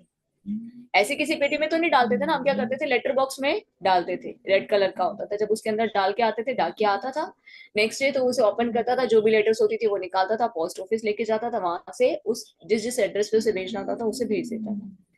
उसी प्रकार से अर्च विग्रह क्या है, प्रमाणिक है। जिस प्रकार से लेटर बॉक्स प्रमाणिक होते हैं, हम उसमें जो डाले वो जहां पर अपने गंतव्य पर पहुंच जाते हैं, उसी प्रकार अर्च विग्रह भी प्रमाणिक है, वैध है। ये परमेश्वर के अवतार है। ईश्वर इसी रूप में के माध्यम से अपनी सेवा स्वीकार करते हैं। भगवान सर्वशक्तिमान है और अर्च विग्रह रूपी अपने अवतार से भक्त की सेवाएं भगवान स्वीकार करते हैं, ताकि बद्ध जीवन वाले मनुष्य को सुविधा हो। अगर हमारे घर में मंदिर है तो हम क्या करते हैं, सुबह उठते हैं, मंदिर ओपन करते हैं, भगवान को जगाते हैं, मंदिर की सफाई करते हैं, भोग लगाते हैं, पूजा करते हैं, है ना। अगर किसी घर में अर्च विग्रह तो उनके लिए थोड़ी सी और ड्यूटीज होती है, भगवान को उठाना, उन्हें भोग लगाना, स्नान कराना, पूजा करना, समय समय पर उन्हें भोग लगाना, रात को शयन भी कराना। तो उससे क्या होता है, भगवान से अटैच हो जाते हैं जब हम भगवान की सेवा करते हैं। तो अर्च विग्रह के रूप में भगवान अपने भक्त से सेवाएं स्वीकार करते हैं। ये सिर्फ हम ये नहीं कह सकते कि ये पत्थर के हैं, लकड़ी के हैं या मेटल के हैं, स्वयं भगवान। अब देखिए प्रहलाद महाराज की अगर हम स्टोरी देखें तो प्रहलाद महाराज के पिता ने क्या पूछा, क्या इस खंबे में भी भगवान है? तो प्रहलाद महाराज कहते हैं हाँ, खंबे में भी भगवान है। तो ये एक भक्त की स्थिति होती है कि वो भगवान को सब जगह दिखता है। तो अर्च विग्रह चित्र के रूप में ये दिव्य है, ये दिव्य वस्तु है। तो इस प्रकार भक्त को भगवान के पास सीधे तुरंत ही पहुंचने में कोई कठिनाई नहीं है। तो भक्ति मार्ग क्या है? Easy and the quickest way to attain the supreme personality of God. आसान तरीका भगवान ने बताया। और भगवान बता रहे निराकार ब्रह्म, ये जो ज्ञान योगी होते हैं वो भी मुझे प्राप्त करते हैं अंततः। कब? कभी ना कभी, अनेक जन्मों के बाद, जब उन्हें ये ज्ञान हो जाता है कि मुझे भक्ति करनी है, कृष्ण के शरणागत होना है। तो कृष्ण भावनामृत में भक्तिरत मनुष्य मात्र गुरु के पथ प्रदर्शन द्वारा, आज विग्रह के नियमित नमस्कार द्वारा, मात्र भगवान की महिमा के श्रवण और कीर्तन के द्वारा भगवान को भोग लगाकर उस भोग को स्वीकार करता है, तो भगवान को वह सरलता से समझ सकता है, क्योंकि ये सब दिव्य है। जब इन दिव्य वस्तुओं को हम ग्रहण करते हैं अपने जीवन में, हम अटैच करते हैं, तो हमारी स्थिति भी क्या हो जाती है? धीरे धीरे दिव्य हो जाती है। तो हम भौतिक कलमश से मुक्त हो जाते हैं। तो जीवन का उद्देश्य क्या है? अंततः भगवान के शरण को ग्रहण करना। हर एक जीवात्मा का डेस्टिनेशन क्या है? Go back to Krishna, go back to God. पर रास्ते अलग अलग है। भगवान ने इजी रास्ता भी बताया है। वो क्या बताया? भक्ति, भक्ति के द्वारा। तो भी हम पर डिपेंड करता है कि हम किस मार्ग का चयन करते हैं। हम कष्ट उठाना चाहते हैं, हम तपस्या करना चाहते हैं, निर्विशेष ब्रह्म की पूजा करना चाहते हैं, समय को व्यर्थ गंवाना चाहते हैं, मनुष्य योनि को व्यर्थ गंवाना चाहते हैं, फिर से नाना प्रकार की योनियों में आना चाहते हैं, या फिर हम कृष्ण की बात को मानकर उसे जीवन में लागू करना चाहते हैं। तो भगवत गीता में भगवान क्या बता रहे हैं? Surrender unto. तो मनुष्य को चाहिए इसी विधि को अपनाए। अगर मानसिक विधि के द्वारा हम भगवान को प्राप्त करने का प्रयास करेंगे, कोई गारंटी नहीं है कितने जन्म के बाद हम भगवान को जान पाए। मनुष्य योनि में हमें बुद्धि मिली है, बुद्धि के द्वारा शास्त्रों को पढ़कर भगवत गीता को जीवन में उतारने का प्रयास करना चाहिए। बार बार अपने मन को तैयार करना चाहिए ये सोचने के लिए कि भगवान क्या कह रहे हैं। मनन करना चाहिए इस पर कि भगवान हमें किस रास्ते पर चलने के लिए बोल रहे हैं। सरल रास्ता बता रहे हैं, कोई यज्ञ नहीं, कोई दान नहीं, कोई तपस्या नहीं, पर उसके भी अलग अलग विधियां। यज्ञ दान तपस्या हृदय को शुद्ध करते हैं। और कष्टकारी मार्ग भगवान नहीं बता रहे कि सब कुछ छोड़ छाड़ के जंगल में चले जाओ, तपस्या करो, ध्यान केंद्रित करो। भगवान तो इजी वे बता रहे हैं। हम देखते हैं ना हमारे इस्कॉन के भक्त क्या करे, ग्रस्त जीवन में परिवार का भी पालन पोषण करते हैं, बिजनेस भी करते हैं, इंद्रिय तृप्ति भी करते हैं, साथ साथ भक्ति भी करते हैं, क्योंकि ऊपर से देखने में ऐसा लगता है कि वो इंद्रिय तृप्ति करे, पर अंदर से पूर्ण रूप से वो कृष्ण के प्रति समर्पित होते हैं। तो जैसा कि श्लोक में पहले भी कहा जा चुका है, इस युग में क्या करना चाहिए, किस चीज को प्रोत्साहन मिलना चाहिए? भगवान क्यों आते हैं? चैतन्य महाप्रभु के रूप में संकीर्तन यज्ञ प्रदान करने के लिए। भगवान ने ये तो नहीं बोला तपस्या करो, क्योंकि भगवान के आने का मूल कारण ही यही था। क्योंकि चैतन्य महाप्रभु क्यों आए? क्योंकि कलयुग की जब प्रथम संध्या का आरंभ हुआ था, तो सभी क्या करते? जैनिज्म, बौद्धिज्म, मायावादी, इस धर्म के द्वारा आगे बढ़ने का प्रयास कर रहे थे। तपस्या के मार्ग में आगे बढ़ना, निर्विशेष ब्रह्म की पूजा करना, बौद्धिज्म को मानना, शास्त्रों को नकारना। तो भगवान ने क्या एस्टेब्लिश किया? इजी वे, संकीर्तन यज्ञ, हरे कृष्ण महामंत्र का जप करना। तो भगवान ने स्वयं अपने उदाहरण से बताया, भगवत गीता और भागवतम को पढ़ना चाहिए। हरे कृष्ण। तो लास्ट हम ये करेंगे 6-7 श्लोक का, उसके बाद हम एंड करेंगे। हरे कृष्ण अनन्या माता जी।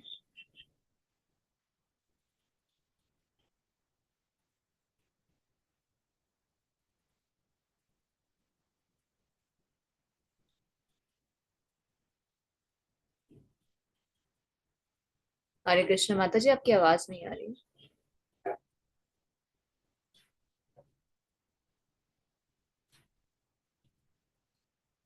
हरे कृष्ण अनन्या माता जी।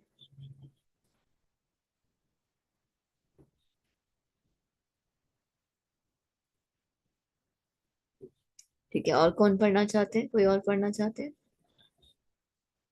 हाँ माता जी, मैं पढ़िए। पढ़ूं। हाँ जी। छठा श्लोक, अध्याय 12। ये तो सर्वाणि कर्माणि मयि सन्न्यस्य मत्पराः अनन्येनैव योगेन मां ध्यायन्त उपासते। ये 7वां श्लोक।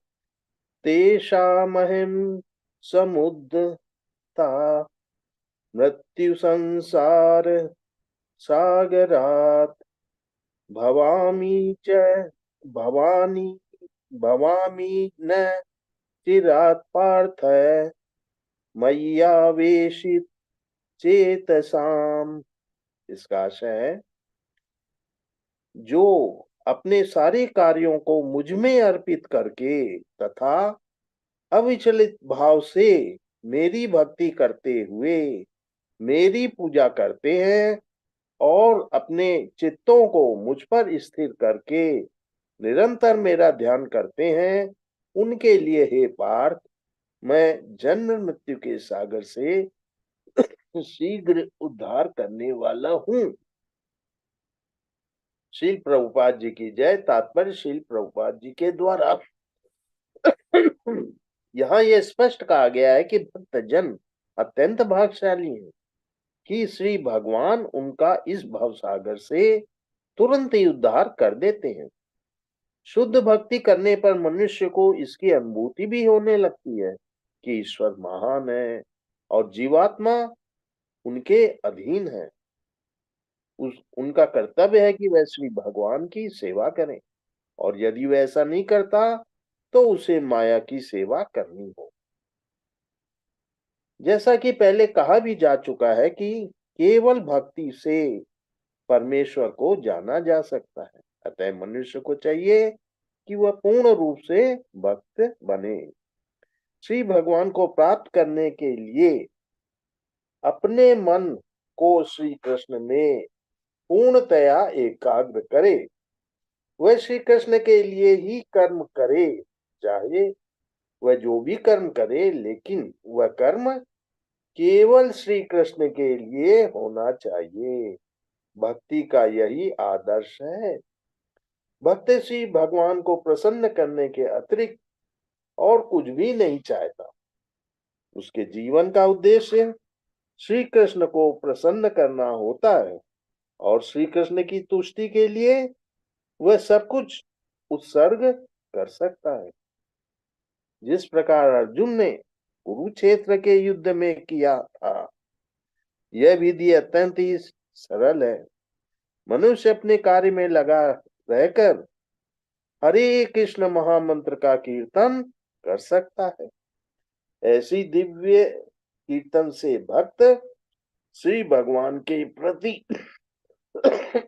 आकृष्ट हो जाता है। एक सेकंड, हाँ, यहाँ यही है ना, हाँ, आकृष्ट हो जाता है। यहाँ पर श्री भगवान वचन देते हैं कि वे ऐसे शुद्ध भक्त का तुरंत ही भव सागर से उद्धार कर देंगे। जो योगाभ्यास में बड़े चढ़े हैं, वे योग द्वारा अपनी आत्मा को इच्छानुसार किसी भी लोक में ले जा सकते हैं और अन्य लोग इस अवसर को विभिन्न प्रकार से उपयोग में लाते हैं। लेकिन जहां तक भक्त का संबंध है, उसके लिए यहाँ पर यह स्पष्टतः कहा गया है कि स्वयं श्री भगवान ही उसे ले जाते हैं। भक्त को बैकुंठ में जाने के पहले अनुभवी बनने के लिए प्रतीक्षा नहीं करनी पड़ती।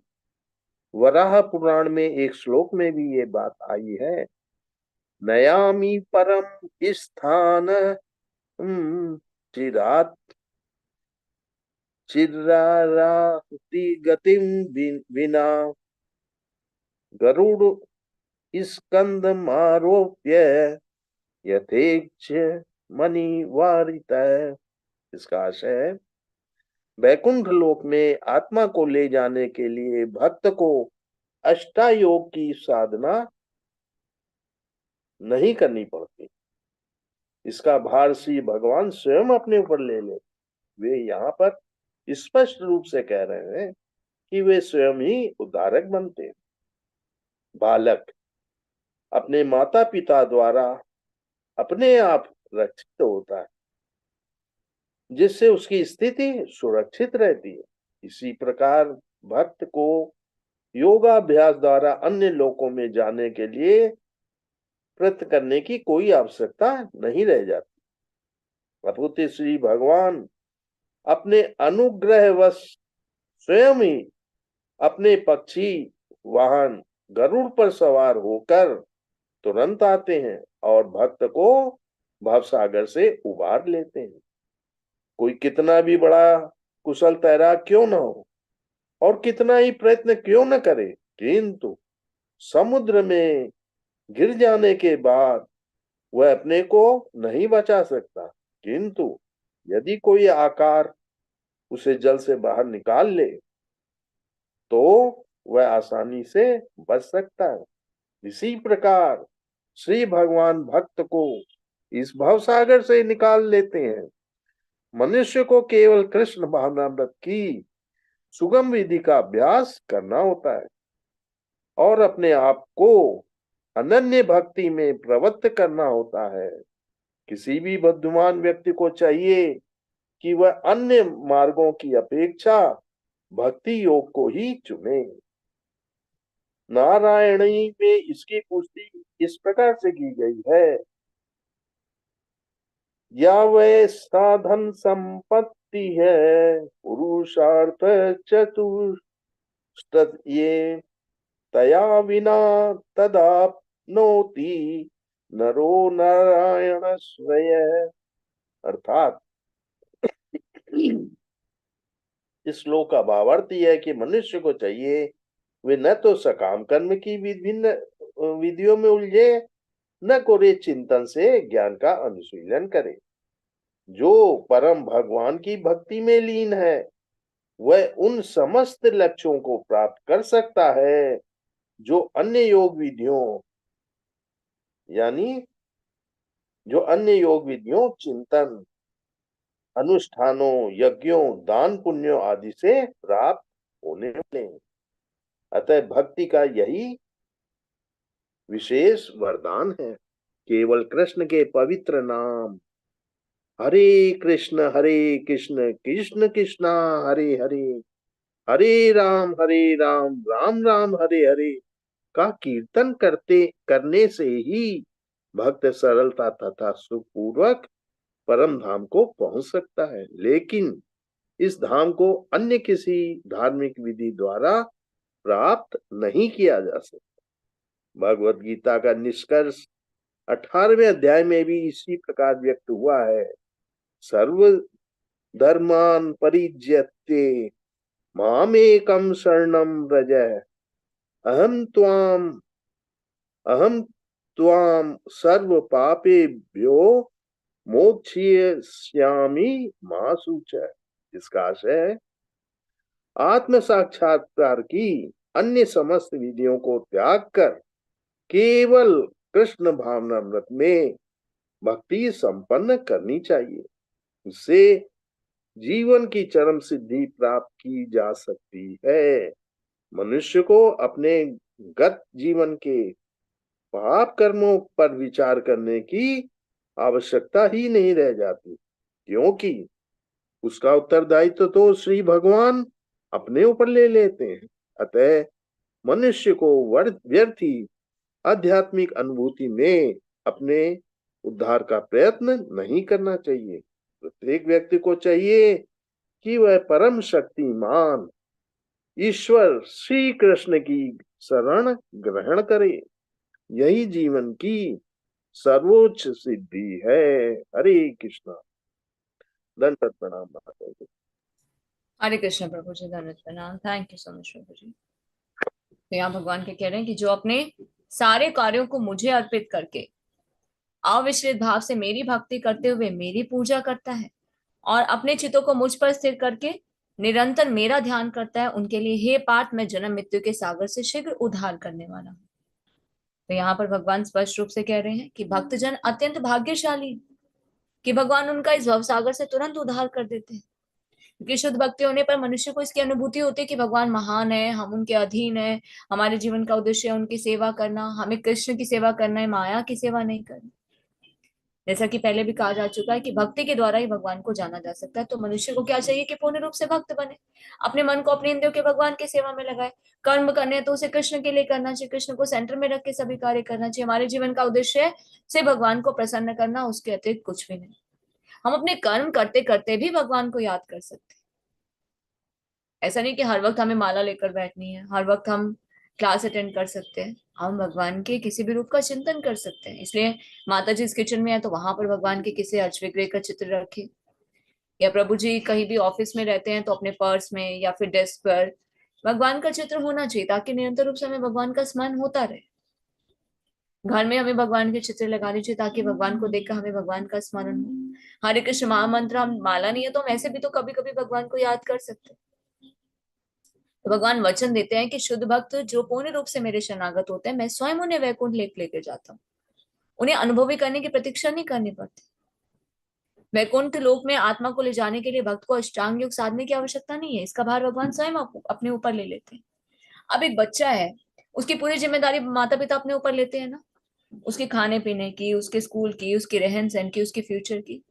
क्यों? क्योंकि वो पूर्ण रूप से किसके शेल्टर में है? माता पिता के शेल्टर में। उसी प्रकार हम पूर्ण रूप से अगर भगवान के शरणागत होंगे तो भगवान पूरी जिम्मेदारी अपने ऊपर लेते हैं। तो भगवान अनुग्रह वश स्वयं अपने पक्षीवान गरुड़ पर सवार होकर आते हैं, भक्त को भवसागर से उपार लेते हैं। हम कितने कुशल क्यों ना, पर फिर भी इस भवबंधन में हम डूब सकते हैं।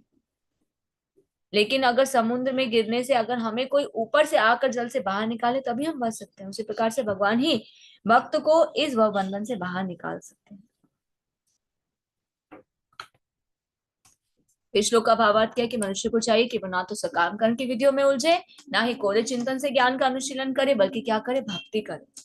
क्योंकि भक्ति ही जीवन का प्रमुख लक्ष्य है। भक्ति के द्वारा ही भगवान को प्राप्त कर सकते हैं। केवल हरे कृष्ण महामंत्र का जप करना, हरे कृष्ण कृष्ण कृष्ण हरे हरे, हरे राम राम राम हरे हरे का कीर्तन करने से भक्त सरलता और सुख पूर्वक परम धाम को पहुंच सकता है।